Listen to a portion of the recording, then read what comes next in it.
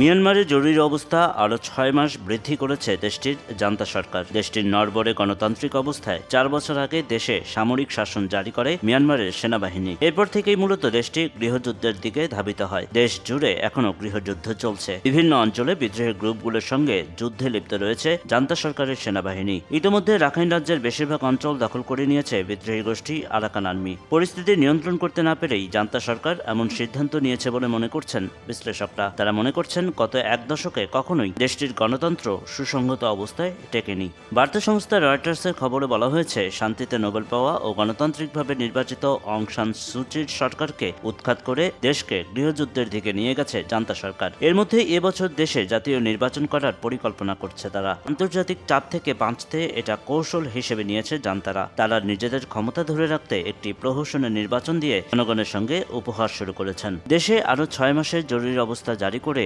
MRTV পরিচালিত একটি Telegram চ্যানেলে জান্তা সরকার বলেছে, সাধারণ নির্বাচন সফলভাবে অনুষ্ঠিত করতে তাদের এখনও অনেক কাজ বাকি আছে। একটি অবাধ ও সুষ্ঠু নির্বাচনের জন্য স্থিতিশীলতা এবং শান্তি বজায় রাখা প্রয়োজন। এখনও নির্বাচনের কোনো তারিখ নির্ধারণ করতে পারেনি তারা, তবে তারা এ বিষয়ে পরিকল্পনা নিয়ে এগোচ্ছে। দেশে বিদ্রোহীদের প্রতিহত করতেও বেশ লড়াই করতে হচ্ছে তাদের। বিদ্রোহীদের সঙ্গে লড়াই জারি রেখে দেশে নির্বাচন দেয়া জান্তার জন্য বেশ কঠিন হতে পারে বলে মনে করছেন অনেকে, কেননা বিদ্রোহী গোষ্ঠীগুলো বেশ শক্তিমত্তার সঙ্গেই জান্তাকে মোকাবেলা করছে। মিয়ানমারে দীর্ঘ সময় ধরে চলা গৃহযুদ্ধে ব্যাপক ক্ষয়ক্ষতির সম্মুখীন হয়েছে দেশটির সাধারণ জনগণ। আনুমানিক ৩০ লাখ মানুষ বাস্তুচ্যুত হয়েছে বলে জানিয়েছে জাতিসংঘ।